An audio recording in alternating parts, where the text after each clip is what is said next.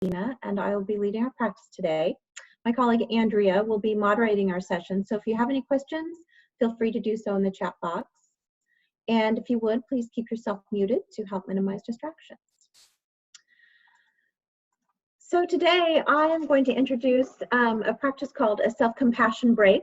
And sometimes difficult situations can become even harder when we beat ourselves up or ruminate over them and we just can't get them out of our heads. And so rather than criticize ourselves harshly, which is really easy to do, a healthier response is to treat ourselves with compassion and understanding. And I think that during this particular time, we need to do that even more. And so this practice comes from Kristin Neff. And according to her, self-compassion has three main components when you're going through a stressful experience. Research suggests that people who treat themselves with compassion rather than criticism in difficult times experience greater physical and mental health. So I'm going to walk you through the three components of Kristin Neff's self-compassion break. I invite you to sit comfortably with a straight back if you can, and if you would like to, you can close your eyes. Otherwise, you can just gaze downward on a fixed position.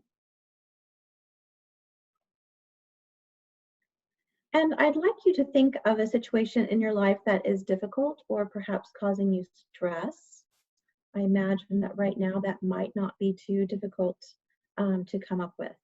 So think of a situation or event that is causing you stress. And I'd like you to call the situation to mind and see if you can actually feel the stress and emotional discomfort in your body. And where might that be? Tune into your body and figure out where you're feeling that stress. Maybe it's in your chest, maybe it's in your gut, maybe it's in your jaw, your neck, or across your back and shoulders. Those are all very common places where our body holds on to the stress that we feel. Now say to yourself, this is a moment of suffering. By just acknowledging that, you are being mindful. Simply noticing what is going on for you emotionally in the present moment without judging that experience as good or bad is part of the practice. You could also say to yourself, this hurts, or this is stress. Use whatever feels natural to you. Identify that place in your body and label it, this is stress, or this hurts.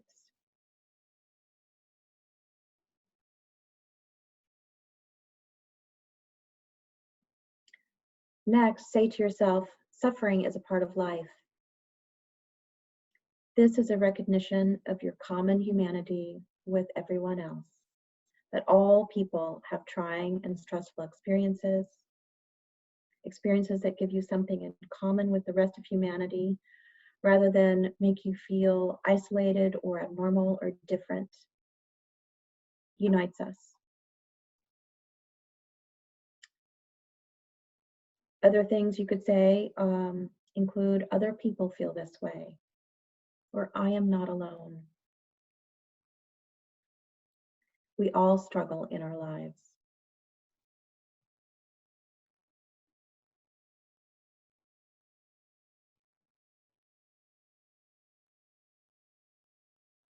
And now I invite you to put your hands over your heart. Feel the warmth of your hands and the gentle touch on your chest, and say, may I be kind to myself.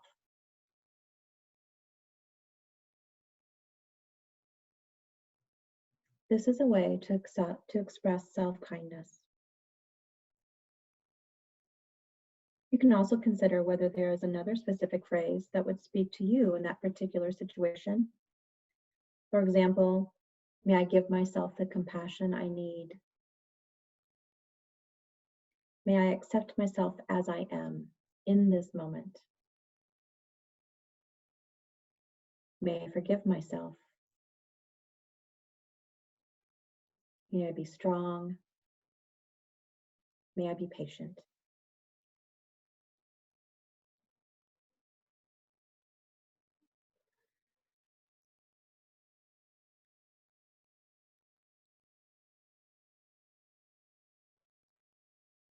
This practice can be used anytime, day or night.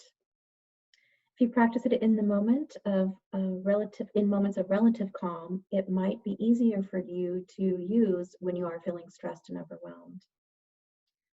So remember those 3 parts of self-compassion: mindfulness, by tuning into where you're feeling that stress in your body, labeling it; common humanity, everyone feels stress, I am not alone; and self-kindness.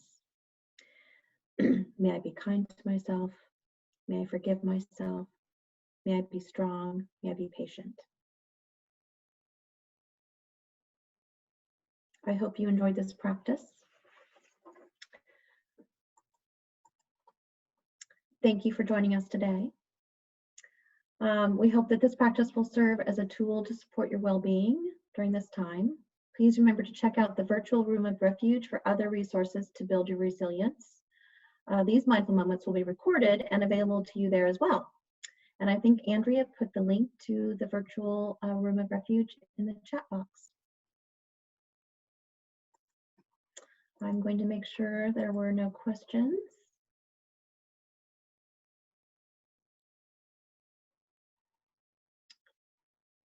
It doesn't look like it. So I hope you found this helpful today, and take care of yourselves, be well, and we'll see you Monday for the next mindful moment at 12:15. Thanks, everybody.